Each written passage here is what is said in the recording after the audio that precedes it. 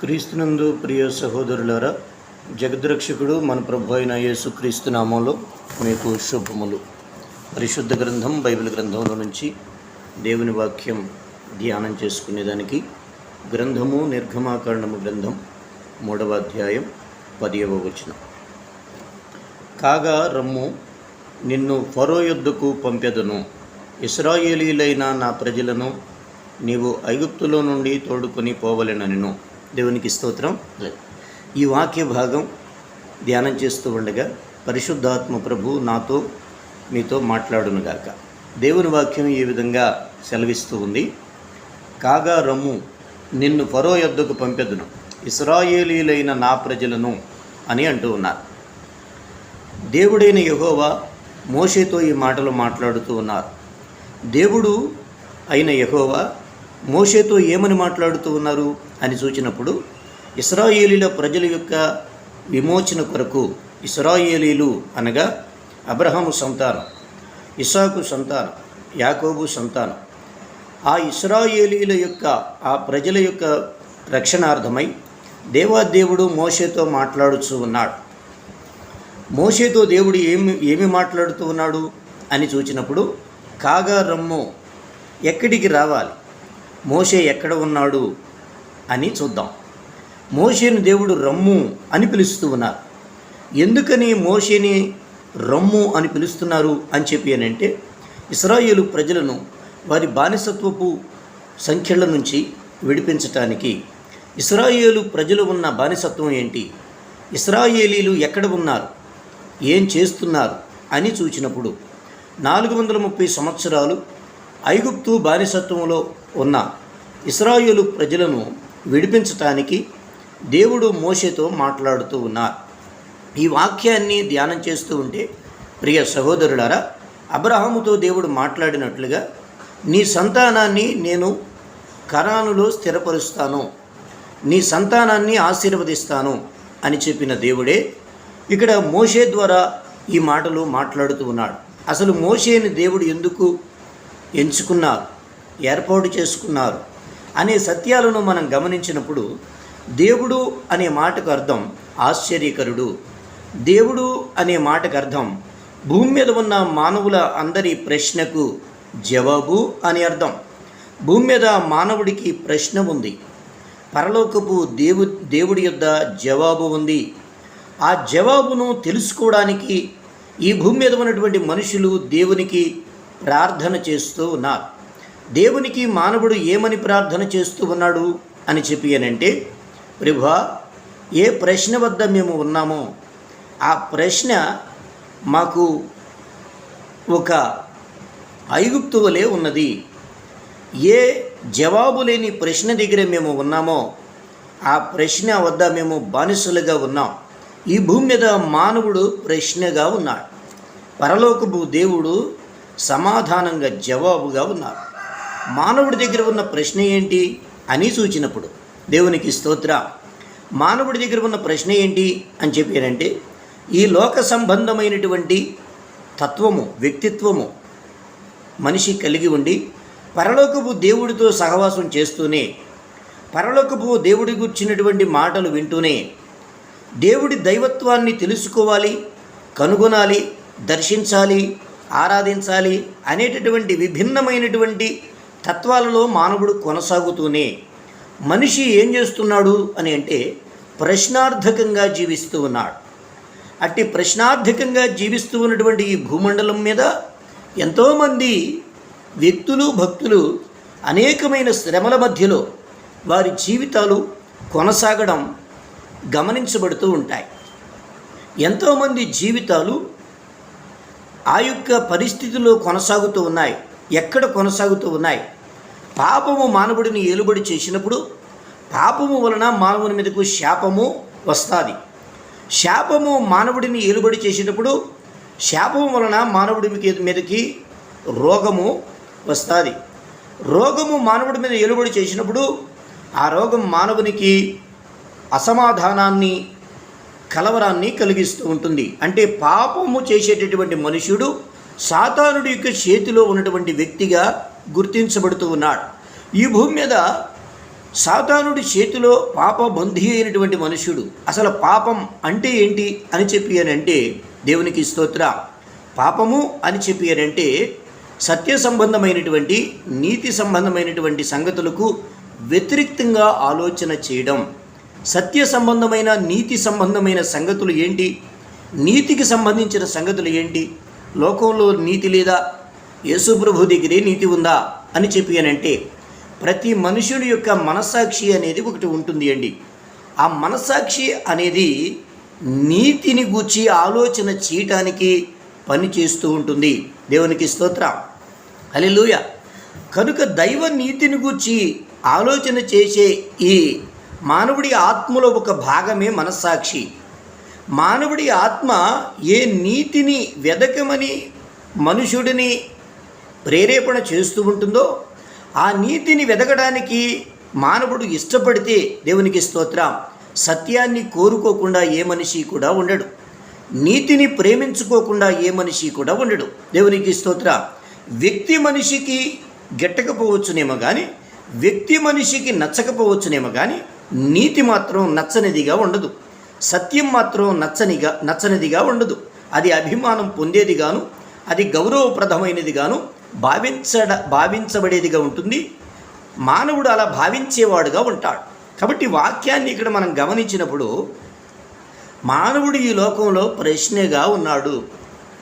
ఏంటి మానవుడి దగ్గర ఉన్న ప్రశ్న అని అంటే జవాబు దొరకనటువంటి పరిస్థితులు, ఆలోచనలు, జీవితాలు మనుషుడు ఎదుర్కొంటున్న వ్యక్తిగా ఉన్నాడు. మానవుడు ఈ భూమి మీద జీవిస్తున్న జీవన విధానం అది ఏదో తనకు తెలియనటువంటి సమాధానం కొరకు మనుషుడు వెతుకుచున్నట్లుగా స్పష్టంగా తెలియపరచబడుతూ ఉంది. తనకు దొరకని సమాధానం కొరకు, తనకు దొరకనటువంటి జవాబు కొరకు మానవుడు వెతుకులాడుతూ ఉన్నాడు. ఈ కాలక్రమంలో దేవునికి స్తోత్ర, జవాబులు, సమాధానం అనేది సమాజంలో అయితే ఖచ్చితంగా ఉంది. కానీ దాన్ని గుర్తించడానికి మానవుడు అనుగ్రహం పొందవలసిన వాడై ఉన్నాడు, కృప పొందవలసిన వాడై ఉన్నాడు. ఈ అనుగ్రహం పేరు ఏంటి అని అంటే దేవాది దేవుని యొక్క చల్లని చూపు. దేవాది దేవుని యొక్క చల్లని చూపు. ఆయన యొక్క దయ ఎవరి మీద ఉంటుందో, ఆయన కృప ఎవరి మీద ఉంటుందో వారు నిశ్చయముగా దేవునికి స్తోత్రం ఆయన చూపించేటటువంటి సత్యాన్ని, నీతిని వెదగడానికి అవకాశాలు సమాజంలో కలిగి ఉంటారు. కాబట్టి మనం వాక్యాన్ని ధ్యానం చేస్తున్నాం. ఇక్కడ మోషే దేవుని చేత ఈ విధంగా మాట్లాడింపబడుచు ఉన్నారు. దేవుడు మోషేతో ఈ విధంగా మాట్లాడుతూ ఉన్నారు. ఏమని అని అంటే ఇశ్రాయేలు ప్రజల యొక్క విమోచనార్థమై నేను నీతో మాట్లాడుతూ ఉన్నాను.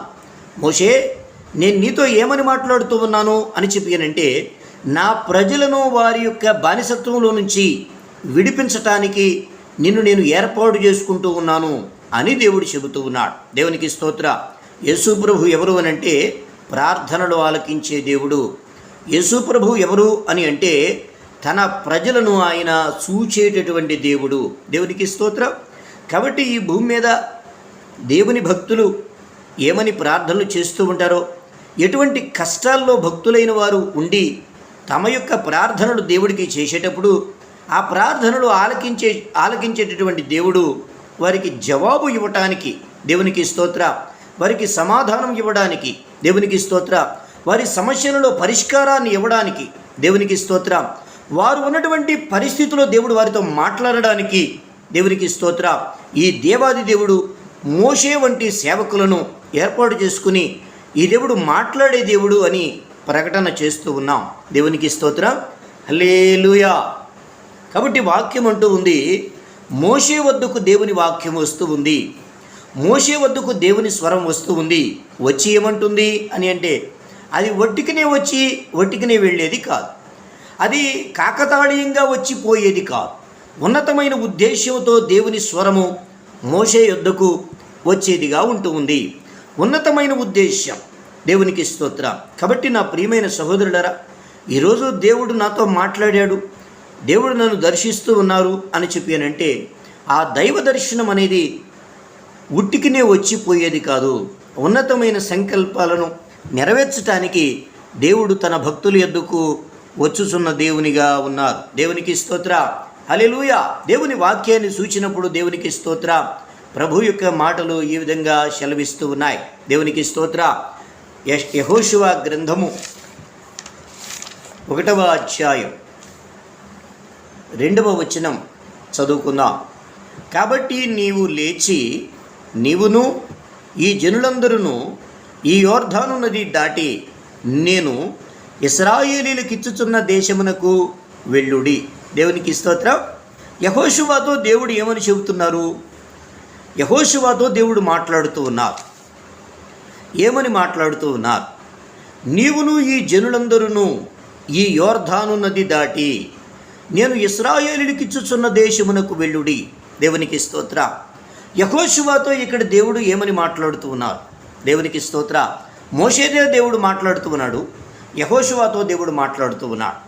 దేవుడు ఎవరు అని చెప్పి అనంటే ఆయా సందర్భాలలో తన ప్రజలను విడిపించి నడిపించేటటువంటి దేవుడు, తన ప్రజలను నడిపించేటటువంటి దేవుడు, తన ప్రజల యొక్క ప్రార్థనలను ఆలకించేటటువంటి దేవుడు, వారికి ఒక నాయకత్వాన్ని ఇస్తూనే, వారిని విమోచించగలిగినటువంటి సేవకుడిని అభిషేకిస్తూనే వారిని తన యొక్క జీవం కలిగిన మార్గాల్లో నడిపించేటటువంటి దేవుడు అని, ఆయన నడుపుదలలో ఎవరైతే ఉంటారో అట్టి వారికి దేవుడు తన సత్యాన్ని చూపించేవాడు, తన యొక్క నీతిని బయలుపరిచేటటువంటి దేవుడు, తన పరిశుద్ధాత్మ శక్తి చేత నింపేటటువంటి దేవుడు, తన ఆత్మ స్వాధీనంలోనికి ఆ వ్యక్తులను భక్తులను తీసుకునేటటువంటి దేవుడు అని ఇక్కడ బోధించబడుతూ ఉన్నాం.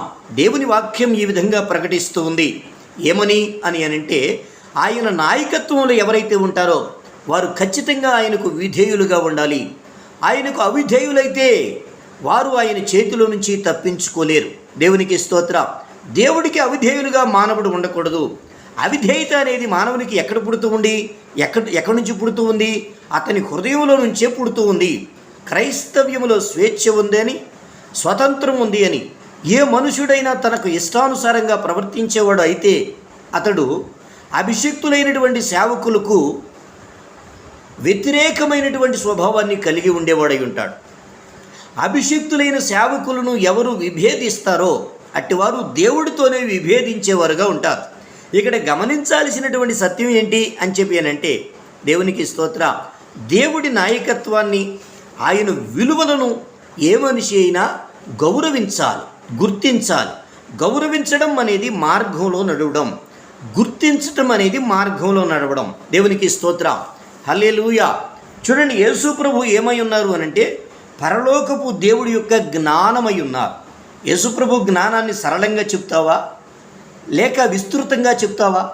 ఎలా చెప్తావు? యేసు ప్రభు యొక్క జ్ఞానాన్ని నీవు ఎలా చూడగలవో అలా మాట్లాడుతూ ఉంటావు. అయితే యేసు ప్రభు జ్ఞానంలో ఏమై ఉన్నారు అని అంటే ఇది ఉంది ఇది లేదు అని అనుకోకుండా యేసు ప్రభు జ్ఞాన సంపూర్ణమై ఉన్నారు.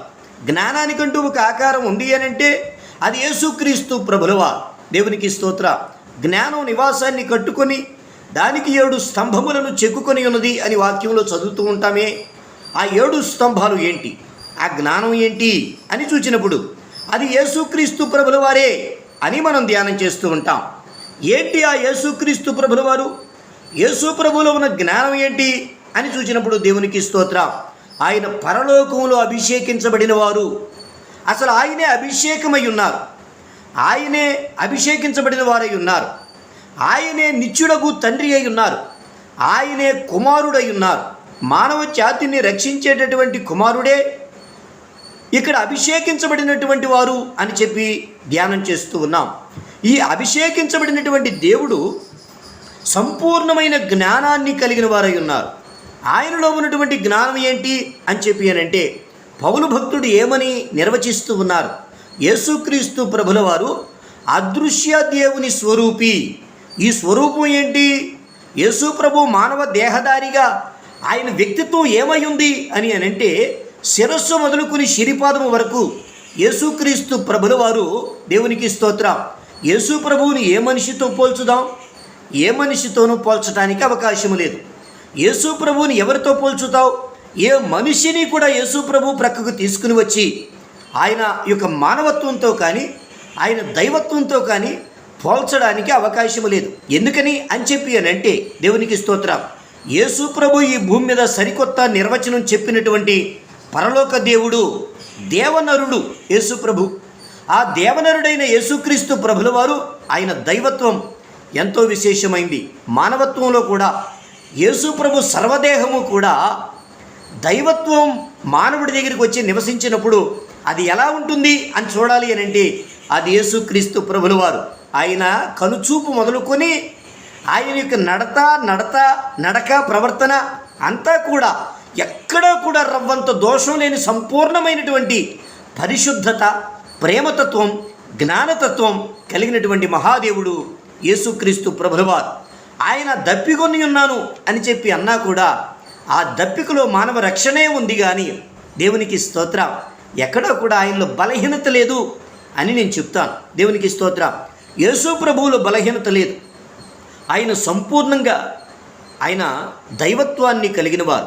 మానవ రక్షణార్థమై మానవుడి యొక్క పాపాన్ని ఆయన తన మీద వేసుకుని మానవుడిని రక్షించడానికి యేసు ప్రభు అజ్ఞానం అనే అకంతో మానవుడు భూమి మీద నివసిస్తూ ఉంటే తనకు కలిగిన జ్ఞానమే గొప్ప జ్ఞానం అనుకుని ఈ భూమి మీద మానవుడు చలామణి అవ్వడానికి కోరుకుంటే యేసు ప్రభు అంటారు కదా, నిన్ను నేను సిలువలో నీ యొక్క దోషాన్ని భరించిన వాడను, సిలువలో నీ యొక్క పాపాన్ని భరించిన వాడను గనుక నేను నిన్ను సహిస్తూ ఉన్నాను అని నేను ప్రకటిస్తూ ఉన్న యేసుక్రీస్తు ప్రభుల వారు చెప్పిన దేవుడిగా ఉన్నారు బైబిల్ గ్రంథంలో. ప్రయాసపడి భారాన్ని మోసే సమస్త జనులారా, మానవుడు మోసే భారం ఏంటి అని అంటే వాని అజ్ఞానమే. వాని అజ్ఞానాన్నే మనిషి మోస్తూ యేసుప్రభు దగ్గరికి వచ్చి నా భారాన్ని తీర్చయ్యా అని యేసయ్యకు ప్రార్థన చేసేవాడిగా మానవుడు ఉంటారు. దేవునికి స్తోత్రం. కాబట్టి ఈ మాటలను ధ్యానం చేస్తున్న నా ప్రియ సహోదరులారా, యేసుప్రభు జ్ఞానమైనటువంటి దేవునిగా ఉన్నారు. ఆ యొక్క జ్ఞానం యేసుప్రభు మనకు ఎలా ఇస్తున్నారు అని అంటే, యేసుప్రభు జ్ఞానంతో విభేదించేటటువంటి జ్ఞానం నువ్వు కలిగి ఉంటే దేవునికి స్తోత్రం, పాడే పాటలు పాడుతూనే, వినే వాక్యాలు వింటూనే, పొందే మేలు పొందుకుంటూనే దేవుని సన్నిధిలో నీవు ఒక గొర్రె చర్మము కప్పుకున్న తోడేలు వలె ఉంటే ఈ ప్రభు ఏమంటున్నారు అని అంటే, నిన్ను నేను గొర్రెగా చూడాలనుకుంటున్నాను కానీ తోడేలు వలె చూడాలని నేను కోరుకోవటం లేదని యేసు ప్రభు చెబుతూ ఉన్నారు. దేవునికి స్తోత్రం. యేసు ప్రభు గొర్రెల మందలో నుంచి తోడేళ్లను ఆయన పారద్రోలేవాడుగా ఉన్నారు.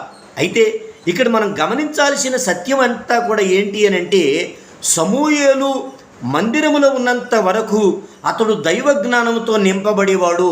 దేవుడి మందిరంలో మనం అనేక మంది ప్రజలను చూస్తామండి.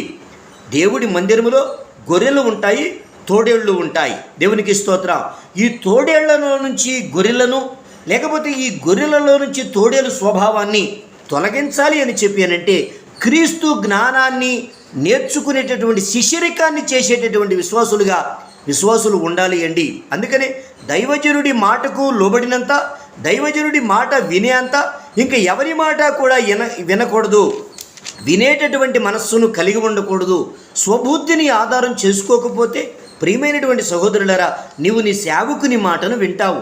అతడు నీకు ఏ బుద్ధి మాటలు నేర్పించాలని, జ్ఞానం మాటలు నేర్పించాలని ఈ ప్రయాసంతా పడుతూ ఉన్నాడో నువ్వు గుర్తించగలిగితే దేవునికి స్తోత్రం, నిశ్చయముగా ఖచ్చితంగా నీవు దేవుని మనస్సును గుర్తిస్తే దేవునికి స్తోత్రం, మానవుడిని దేవుని సత్యంలో నుంచి ప్రక్కకు లాగేటటువంటి పరిస్థితులను గుర్తించి ఆ యొక్క స్థితిగతులు ఆ మనుషులను ఆదుకోవటానికి కానీ వారికి సహాయం చేయడానికి కానీ నీ వంతు శ్రమ చేయటానికి క్రైస్తవ్యము అనేది దేవునికి స్తోత్రం ఇది అగ్ని పరీక్ష లాంటిది. ఈ అగ్ని పరీక్ష దగ్గర ఎవరైతే వచ్చి తమ విశ్వాస జీవితాన్ని గడుపుతూ ఉంటారో వారు దేవుని యొక్క మందిరములో ఆ యొక్క దైవభక్తి చేయును ఉద్దేశించిన వానికి శ్రమ కలుగుతూ ఉంటుంది. ఆ యొక్క శ్రమకరమైనటువంటి దేవుని మార్గంలో నడిచేటప్పుడు దేవునికి స్తోత్రం మానవ సంబంధమైన జ్ఞానాన్ని ఆధారం చేసుకుంటే మనిషికి దైవభక్తి కష్టంగా అనిపించదండి. సత్య సంబంధంగా మానవుడిని వెనక్కి లాగేటటువంటి బలహీనపరిచేటటువంటి పరిస్థితులు ఏవైతే ఉంటాయో, గుణం ఏదైతే ఉంటుందో లక్షణాలు ఏవైతే ఉంటుందో, స్వభావాలు ఏవైతే ఉంటాయో అట్టి వాటిని జయించడానికి మానవుడు క్రీస్తు మార్గంలో నడుచుకుంటూ ఉంటే పరిశుద్ధాత్ముడు ఆ మనిషిని, దేవునికి స్తోత్రం, ఆ మనిషి విశ్వాసాన్ని బంగారమును కరిగించినట్లుగా ఆ వ్యక్తి విశ్వాసమును పరీక్షిస్తాడట దేవుడు. పరిశోధనాశాలలో దేవుడు దానిని పరీక్షిస్తాడట. ఆ పరీక్షా మార్గంలో భక్తుడు నడుచుకునినప్పుడు సంపూర్ణముగా మానవుడు, దేవునికి స్తోత్రం, హల్లెలూయా, శరీర సంబంధమైన పోరాటాలలో నుంచి ఒక ఆత్మీయునిగా తనను తాను తయారు చేసుకోవడానికి, సిద్ధపరచుకోవడానికి దేవుని వాక్యం నిశ్చయంగా అతనికి బోధించేది అయి ఉన్నది అని తెలియచేస్తూ ఉన్నాను. దేవునికి స్తోత్రం, హల్లెలూయా, హల్లెలూయా. కాబట్టి ప్రియ సహోదరులారా, ఈ దేవుడు ఏమని కోరుతున్నారు అని చెప్పి అంటే, దేవునికి స్తోత్రం, ఒక వ్యక్తికి దైవ జ్ఞానాన్ని నేర్పించటానికి, బోధించటానికి ఈ దేవుడు ఎంతగానో తన యొక్క బోధను తెలియచేసేవారుగా, ఆయన యొక్క హృదయ వేదనలను తెలియచేసేవారుగా ఈ దేవుడు ఉన్నారు. తిమోతితో పౌలు గారు ఏమని చెబుతున్నారు అని చెప్పి అంటే, తిమోతిలో ఉన్న భక్తిని చూచి పౌలు ఒక్క మాటే అంటూ ఉంటారు. ఏంటి అని అంటే, నీవు నడుస్తున్న మార్గంలో నుంచి ప్రక్కకి తొలగిపోకుండా, నిన్ను దేవుని భక్తిలో దిగజార్చకుండా, ఏ పరిస్థితులు నిన్ను ఆత్మీయంగా దిగజార్చేవిగా ఉంటాయో అట్టి వాటి మీద నీవు దృష్టి పెట్టి నువ్వు ఎప్పుడూ కూడా దేవుని కొరకు మండేటటువంటి వ్యక్తిగా ఉండాలే కానీ నీవు ఆత్మీయంగా నీరసిల్లేటటువంటి వ్యక్తిగా ఉండకూడదు అని చెప్పి, ఆత్మీయంగా నిన్ను బలహీనపరిచేటటువంటి స్థితిగతులను చూడగలిగినటువంటి సామర్థ్యం కలిగినటువంటి వ్యక్తిగా, జ్ఞానం కలిగిన వ్యక్తిగా నీవు ఉండు అని చాలా ఖచ్చితంగా తిమోతికి పౌలు భక్తుడు చెప్తూ వస్తాడు. దేవునికి స్తోత్రం, హల్లెలూయా.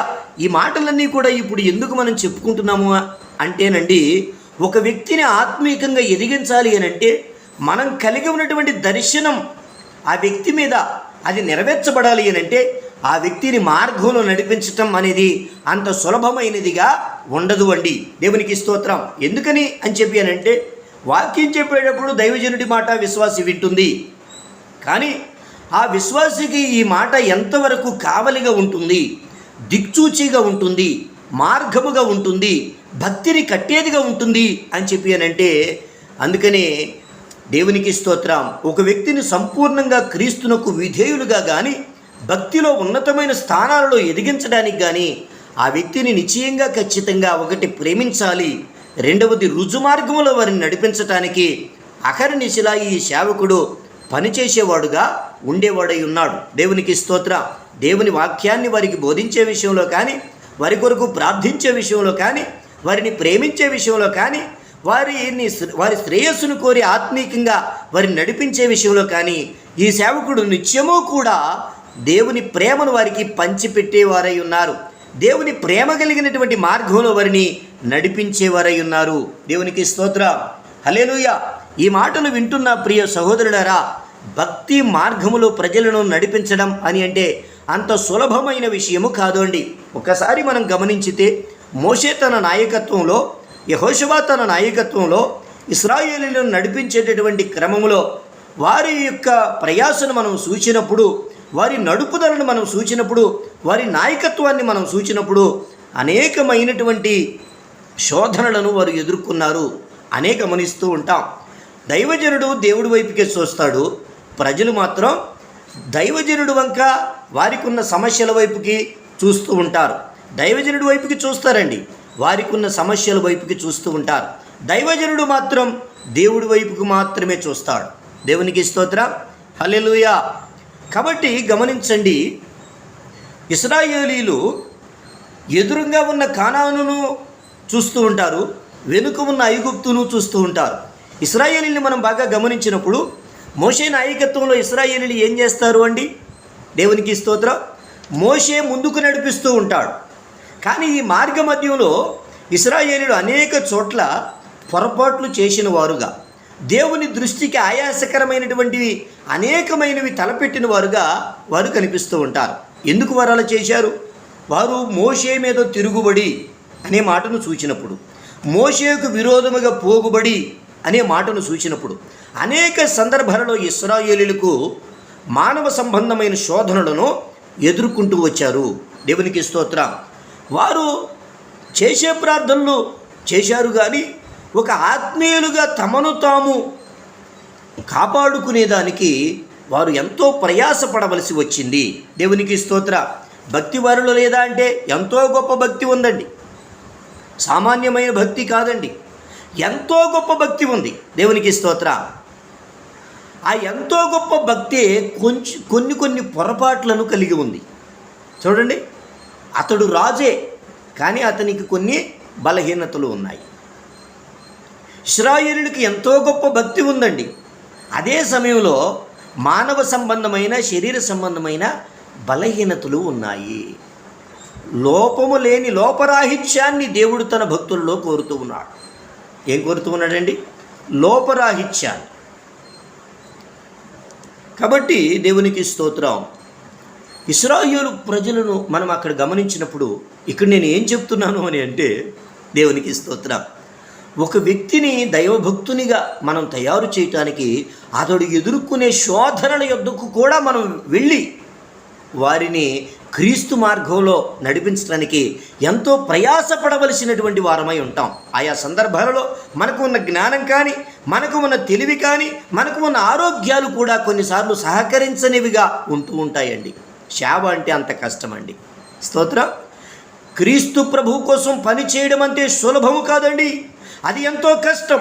ప్రాణాత్మ దేహములతో దేవునికి లొంగిపోతేనే ఉన్నతమైన సేవ అనేది ఆయన కొరకు జరగడం అనేది జరుగుతూ వస్తుందండి. దేవునికి స్తోత్రం. సేవ అంటే మాటలు కాదు. యేసు ప్రభు కొరకు పని చేయటం అంటే మాటలు కాదు. ఈ బైబిల్ గ్రంథంలో దర్శింపబడుతున్న ఈ వాక్యాలను ధ్యానం చేస్తూ ఉంటే ఇవి చదువుకుంటే అయిపోతూ వచ్చేవి కావు. దేవునికి స్తోత్రం. హల్లెలూయా. ఇవి చదువుకుంటే అయిపోతూ వచ్చేవి కావు. ఆ నది ఎంతో లోతైనది. ఎక్కడ నడిచినా నేను నదిలో నడిచానని నువ్వు చెప్పగలవేమో, కానీ అది చీలమండలపు లోతు కావచ్చు, అది మోకాళ్ళ లోతు కావచ్చు, అది నడుము లోతు కావచ్చు, అది రొమ్ముల లోతు కావచ్చు, అది నిండా మునిగిపోయే లోతు కావచ్చు. ప్రియ సహోదరులారా, నేను ఎక్కడ నడిచినా నేను నీళ్ళల్లో నడుస్తున్నాను అని చెప్తే సరిపోదు. వాక్యం ఏమంటుంది అని అంటే, ఆయన సత్యాలను సంపూర్ణంగా తెలుసుకోవడానికి ఇష్టపడిన మనస్తత్వాన్ని కలిగి ఉండాలి. దేవునికి స్తోత్రం. కాబట్టి వాక్యం ఏమని చెబుతుంది అని అంటే, ఒక వ్యక్తిని క్రీస్తు మార్గములోనికి నడిపించాలి అని అంటే, క్రీస్తు భక్తి చేసేటట్లుగా విశ్వాసులను చూడాలి అని చెప్పానంటే, దేవుడు కోరినటువంటి ఆత్మీయ జీవితాన్ని విశ్వాసులలో రూపుదిద్దబడడానికి ఒక సేవకుడిగా నేనెంతో ప్రయాసపడుతున్న వ్యక్తిని అని చెప్పేవారమైతే వారి కొరకు మనం ఎంతో పరిశ్రమ చేయవలసిన వారమై ఉన్నాం. ప్రసవ వేదన పడినంత కష్టమట ఒక వ్యక్తిని క్రీస్తు మార్గంలో నడిపించడం. ఏమండి, ఈ మాటలను చెబుతూ ఉంటే ఒక వ్యక్తిని నిజమైనటువంటి ఆధ్యాత్మిక విలువలు కలిగిన వ్యక్తిగా తయారు చేయాలి అని అంటే, క్రీస్తు యేసు సంబంధులు శరీరమును దాని ఇచ్ఛలతోనూ దురాశలతోనూ శిలువ వేసి ఉన్నారు అని అంటే, ఒక ఉత్తమమైనటువంటి సంఘాన్ని తయారు చేయాలి అని అంటే సేవకుడు ఎంతో పరిశ్రమ చేయవలసిన వాడై ఉన్నాడని ఈ వాక్యము మాట్లాడుతూ ఉంది. ఇంకా నేను చెప్పలేని ఎన్నో సత్యాలు ఈ మాటల్లో ఉన్నాయండి, ఎన్నో సత్యాలు. దేవునికి స్తోత్రం. హల్లెలూయా. అందుకే బైబిల్ గ్రంథం అనేది ఈ భూమి మీద మనుషులంగా మనం ఇందులో పూర్తి సత్యాలను కానీ, ఇందులో పూర్తి దైవత్వాన్ని కానీ దర్శించడానికి మనకు శక్తి సామర్థ్యాలు సరిపోవడం లేదు. అంత ఉన్నతమైనదండి ఈ దేవుని దైవత్వం. అందుకని మోషే ఎదుట దేవుడు, నీవు నా ముఖాన్ని చూడలేవు అని చెప్పారు. ఈ గ్రంథాన్ని కూడా పూర్తిగా చూడడానికి మనకు శక్తి సరిపోదండి.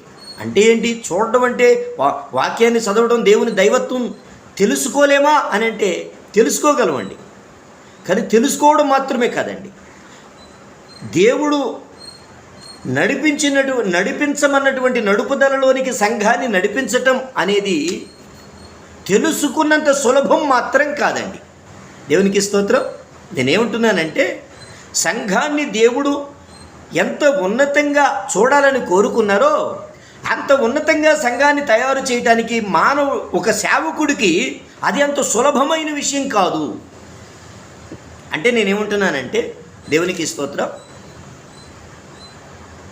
దేవుడు కోరినటువంటి ఉన్నతమైన ఆత్మీయ జీవితం ఒక విశ్వాసిలో మనం చూడాలి అనుకుంటే వారి కొరకు ఎంతో ప్రయాసపడవలసిన వారమై ఉన్నాం.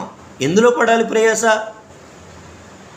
సురేష్ బాబు, నీకంటే మేము బాగా ప్రార్థన చేస్తాం, నీకంటే మేము బాగా వాక్యాలు చెప్తాం, నీకంటే మేము బాగా దర్శనాలు చూస్తాం, దేవుని స్వరం వింటాం, దేవుని కొరకు పనిచేస్తాం.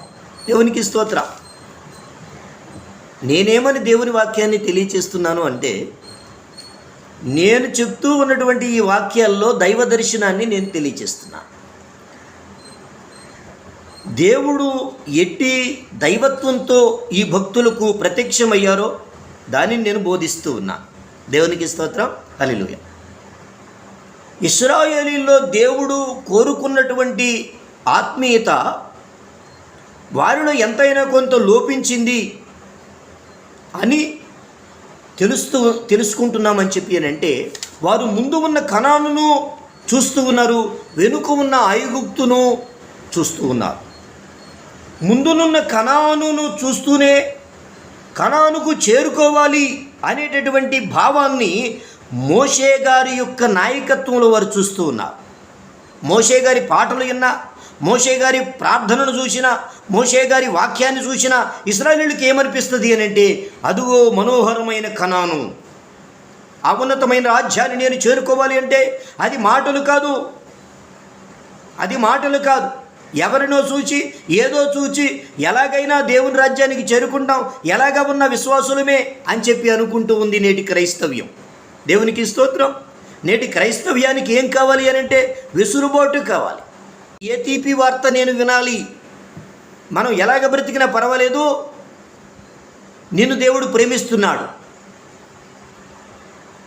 నియమం లేకుండా భక్తి చేసేటటువంటి వాక్యం ఎక్కడ దొరుకుతుంది అని చూసేవారు సంఘాల్లో ఉన్నారు అని చెప్పి అంటే అది నిజమైనటువంటి సేవకుడికి అది చాలా కష్టంగా ఉంటుందండి, గొప్ప చిరాకును పుట్టిస్తుంది. భక్తి చేసేటప్పుడు భక్తి విలువలనే వెదకాలి. క్రీస్తు ప్రభులు వారిని ప్రేమించేటప్పుడు యేసుప్రభు అన్నారు, నన్ను ప్రేమించేవారు నా ఆజ్ఞలను ప్రేమిస్తారు, గైకొంటారు అని అన్నారు యేసుప్రభు. నన్ను ప్రేమించేవాడు నా ఆజ్ఞలను గైకొంటారు. కాబట్టి ఈరోజు మనం ఎలాగా బ్రతికినా పర్వాలేదు, దేవుని రాజ్యాన్ని చేరుకోవడానికి ఇలాగ చేయాలట అలాగ చేయాలట అనే దాని మీద కనుక మనసు పెడితే నువ్వు తప్పు చేస్తున్నావు, పప్పులో కాలేస్తున్నావు. నువ్వు అనుకున్నది ఎక్కడ నెరవేరదు. దేవునికి స్తోత్రం. అలా ఎందుకు ఈ మాటలు చెప్తున్నాము అని అంటే, దేవునికి స్తోత్రం, మోషే గారి నాయకత్వంలో, యెహోషువ నాయకత్వంలో ఇశ్రాయేలు ప్రజలకు కనానును గురించిన దర్శనం కనిపిస్తూ ఉంటుంది. కానీ వారిని ఐగుప్తు వైపుకి ఆకర్షిస్తున్నవి ఏంటి అని చూచినప్పుడు దేవునికి స్తోత్రం, మానవుడిలో ఆత్మ సంబంధమైనటువంటి తత్వము, శరీర సంబంధమైన తత్వం పనిచేస్తూ ఉంటుంది. ఒక ఆత్మీయునిగా విశ్వాసి బ్రతకాలి అని కోరుకున్నప్పుడు అతడు కనాను ప్రయాణం చేయుటలో ఆనందిస్తాడు, సంతోషిస్తాడు. పరిశుద్ధాత్మ యొక్క నడుపుదల కలిగి అతడు దేవుని మార్గంలో నడుస్తాడు. భూ సంబంధమైనటువంటి శోధనలు, కుటుంబ సంబంధమైన శోధనలు, ప్రాకృతిక శోధనలు మానవుడు ఎదుర్కొనేటప్పుడు ఈ శోధనలను చూచి మనిషి అనేవాడు ఏం చేస్తున్నాడంటే లోకానికి లొంగిపోయేవాడుగా ఉన్నాడు. ఎవరికి లొంగిపోతున్నాడు? లోకానికి లొంగిపోయేవాడుగా ఉన్నాడు. ఎవరైతే లోకానికి లొంగిపోయేవారుగా ఉంటారో అట్టి బిడ్డలు ఏమంటున్నారు అంటే, ఐగుప్తులో మాకు ఏమీ లేదని మమ్మల్ని అరణ్యానికి తోడుకుని వచ్చారు. ఈ వాక్యాన్ని వింటున్న నా ప్రియమైన సహోదరులారా, దేవుని వాక్యం అంటుంది, దైవజనుడిలో ఏమి ఉంది అని అంటే కనాను ఉంది. దేవుడు నాకు అప్పగించిన బాధ్యతను నేను నెరవేర్చడమే నాకు ప్రాణప్రదమని మోషే అంటారు. దేవుడు నాకు అప్పగించిన బాధ్యతను నేను నెరవేర్చటమే నాకు ప్రాణప్రదం. దైవ సేవకునిలో దేవునికి ఏం కనిపిస్తూ ఉంది అని చెప్పి అనంటే, ఆయన మార్గంలో నడిపించడానికి సేవకునికి ఉన్నటువంటి ఉన్నతమైనటువంటి ఉద్దేశ్యము, ఉన్నతమైనటువంటి దర్శనం. సేవకుడికి ఉన్నతమైన దర్శనం ఉంది. ప్రజలను ఆయన మార్గంలో నడిపించాలి, ప్రజలలో ఒకే భావాన్ని చూడాలి. అది ఏంటి అని అంటే, దేవుడి పైన తమ మనస్సు నిలిపేటటువంటి స్థితి. ఆ స్థితి ప్రజలలో ఏర్పడే వరకు కూడా సేవకుడు ప్రభు కొరకు ప్రయాసపడేవాడుగా ఉన్నాడు. దేవునికి స్తోత్రం, హల్లెలూయా. కాబట్టి నా ప్రియ సహోదరులారా, ఈ మధ్యాహ్నం దేవుని వాక్యం నీతో ఏమని మాట్లాడుతూ ఉంది అని అంటే, సేవకుడి హృదయంలో కనాను ఉంది, విశ్వాసి హృదయంలో కనాను ఉండాలి. ఆ కనాను ఉండాలి అని అంటే నిజమైన ఆత్మీయత విశ్వాసి కలిగి ఉండాలి. నీ గురి ఏంటి, నీ గమ్యం ఏంటి అంటే విశాలమైన మార్గం, ఇరుకైన మార్గం. యేసుప్రభు చెప్పారు, ఇరుకు మార్గములో నడుచుకొనుడి, విశాలమైన మార్గాన్ని కోరుకొనవద్దు. ఈ ఆత్మీయమైన ప్రయాణంలో ప్రియ సహోదరులరా, సద్భక్తితో బ్రతకను ఉద్దేశించిన వానికి శ్రమ కలుగుతుంది. ఇరుకైన దారి నీవు ఎన్నుకుంటే, ఏమిటి ఇరుకైన దారి? ఆత్మీయమైనటువంటి వ్యక్తిగా నేను బ్రతకాలి అని కోరుకునేటటువంటి వ్యక్తి ఐగుప్తు వైపుకు చూడడు. ఐగుప్తు వైపుకు ఎవరు చూస్తారు అని చెప్పి అనంటే, సత్యాన్ని ప్రేమించలేనివారు, నీతిని ప్రేమించలేనివారు. కానీ యేసు ప్రభు ఏమంటారు అంటే, నీతి కొరకై ఆకలి దొప్పులు కలిగిన వారే నిజమైన విశ్వాసులు. నీతి కొరకైన ఆకలి, నీతి కొరకైన దప్పిక కలిగి సేవకుడు నడిపించేటటువంటి క్రీస్తు మార్గంలో నడుచుకోవడానికి ఖచ్చితంగా మనం ఇష్టం కలిగిన వారంగా ఉండాలి. దేవుని మార్గం ఒకటి, నీ మార్గం ఒకటి అయ్యేదిగా ఉండడం దేవుడు కోరుకోవడం లేదు. దేవుడు కోరుకునేది ఏంటి అని అంటే, దేవుని హృదయం యొక్క స్పందనను నీవు గుర్తించాలి అంటే ఆయన సన్నిధిలో నిలిచి ఉండాలి. నేను ఉండలేను అంటే ఉండలేని మాటలే మాట్లాడుతూ ఉంటారు. దేవుని సన్నిధిలో ఎవరు నిలువలేరో వారి మాటలు కూడా దేవుని సన్నిధిలో నిలువలేవు. దేవునికి స్తోత్రం. కాబట్టి ఇక్కడ మనం గమనించేదంతా ఒకటేనండి, దైవ సేవకుల్లో ఏమున్నాయి అంటే దేవుని హృదయ భారము ఉంది. ఏముందండి? దేవుని హృదయ భారము. ఇర్మియాతో ప్రభు అంటారు, నేను బాలుడని అనవద్దు, నా హృదయంలో ఏ భారాన్నైతే ఉందో అది నీ గుండెల్లో పెడుతూ ఉన్నాను, నీ హృదయంలో పెడతా ఉన్నాను. కాబట్టి దైవజనుడిలో ఉండేటటువంటి ఆ యొక్క దర్శనమంతా కూడా ఏంటి అని అంటే, పరలోకపు దేవుని చిత్తం నెరవేర్చాలి, నా దేవుని మార్గంలో ప్రజలను నడిపించాలి, ఆయన నాకు అప్పగించినటువంటి బాధ్యతను నేను నమ్మకంగా నిర్వహించాలి. నా హృదయము నిండా క్రీస్తు ప్రేమే, క్రీస్తు కీర్తనయే, ఆరాధనయే, వాక్యమే నాలో నిత్యము కూడా మండుచూ ఉండాలి. బలిపీఠము మీద అగ్ని నిత్యము మండుచూ ఉండాలి. అలాగే హృదయములో వాక్యము నిత్యము మండుచూ ఉండాలి. ఎవరి హృదయము దేవుని వాక్యము చేత రగులుతూ ఉంటుందో వారు ప్రజలను నీతి కలిగిన మార్గాలలో నడిపించటానికి నిజమైనటువంటి బాధ్యతలు కలిగి ఉంటారు, భారాన్ని కలిగి ఉంటారు. ప్రజలకు అనుకూలమైన బోధలు ఎప్పుడు చెప్తాము అని అంటే, వాక్యం హృదయంలో లేకపోతే చెప్తారండి. వాక్యం హృదయంలో లేకపోతే, బలిపీఠం మీద అగ్ని లేకపోతే దేవునికి అంగీకారమైన బలులు అర్పించబడవు. వాక్యం హృదయంలో ఉంటేనే సేవకుడు ప్రజలను నిజమైన ఆత్మీయులుగా తయారు చేయాలన్న చింతన కలిగి ఉంటాడు. దేవునికి స్తోత్రం, హల్లెలూయా. సురేష్ బాబు ఎవరి మీద కూడా నేరస్థాపన చేయడానికో లేక కల్లి బొల్లి మాటలు చెప్పడానికో ఇష్టపడేవారు కాదు. వాక్యంలో ఏ దర్శనం అయితే ఉందో దానిని బోధించేటటువంటి వ్యక్తి. దేవునికి స్తోత్రం, హల్లెలూయా.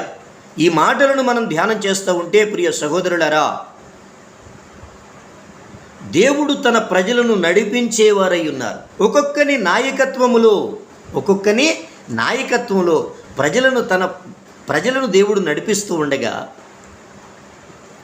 ప్రభువు ఒకటే కోరుతూ ఉన్నారు, గురి చూచి ప్రయాణించే బిడలుగా ఉండండి,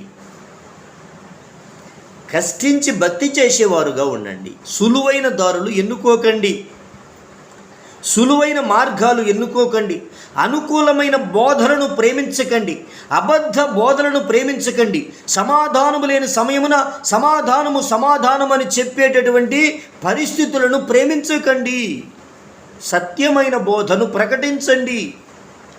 స్తోత్రం, హల్లెలూయా. ప్రవచనాత్మకమైన బోధను ప్రకటించండి, ప్రజలను సరిదిద్దండి, హెచ్చరించే చోట హెచ్చరించాలి, సరిదిద్దే చోట సరిదిద్దాలి. అనుకూలమైన బోధలు చేయకూడదు.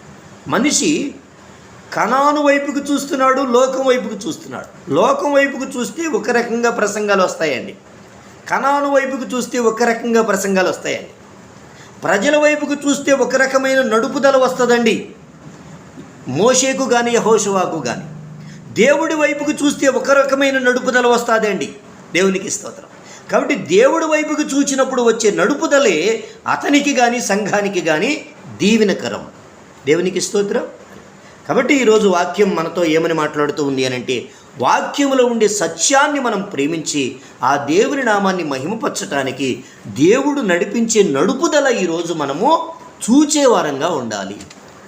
దేవుని నడుపుదలను నువ్వు చూడడానికి ఇష్టం లేకపోతే నువ్వు దేవుని యొక్క సత్యాన్ని, ఆయన నీతిని, ఆయన వాక్యాన్ని ప్రేమించుచున్న వ్యక్తిగా కనిపించటం లేదు. గొర్రెలలో తోడేళ్ళు ఉన్నట్లు మానవుడిలో కూడా సత్యానికి వ్యతిరేకమైన మనస్తత్వం మనిషిలో పనిచేసి దేవుడి బిడ్డలమే అని చెప్పుకుంటేనే దేవుడికి ఆయాసాన్ని పుట్టించేటటువంటి వ్యక్తులు దేవుని సన్నిధిలో చలామణి అవుతూ ఉంటే ప్రభు అంటూ ఉంటారు కదా, నీ వ్యవస్థలను ఆయన లెక్క చూచి మంచిని మంచి అని, చెడును చెడు అని చెప్పే దేవుడు నీ ఎదుట ప్రత్యక్షం అవుతారు. దేవునికి స్తోత్రం. ఈ దేవుడు ఎలా నీ ఎదుట కనిపిస్తారు అని అంటే, ఆయన నీ చెడు మంచి అనరు, మంచిని చెడు అనరు. నీ తత్వాన్ని నీకు చూపి దేవుడు సత్య మార్గంలో, నీతి మార్గంలో నేను నడిపించడానికి ఈ దేవాదేవుడు నీతో మాట్లాడే దేవుడై ఉన్నారు. దేవునికి స్తోత్రం. కనుక ప్రభువు నడిపించే మార్గంలో ఆయన యొక్క చిత్తాన్ని ప్రేమించే వారంగా, ఆయన వాక్యాన్ని ప్రేమించే వారంగా మనం ఉంటే దేవునికి స్తోత్రం.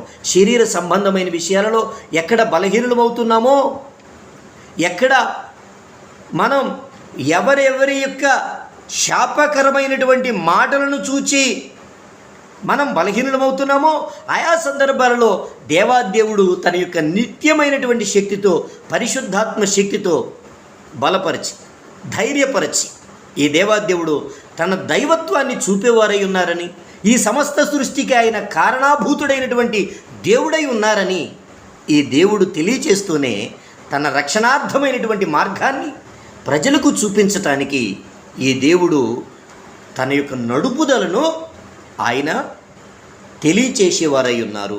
దేవునికి స్తోత్రం, హల్లెలూయా. అట్టి దేవాది దేవుని మార్గాన్ని గుర్తించి ఆ మార్గంలో నడుస్తూ ఆయన యొక్క దీవెనలు కలిగి నడుచుకుందుము గాక. ఆమేన్, ఆమేన్. దేవునికి స్తోత్రం.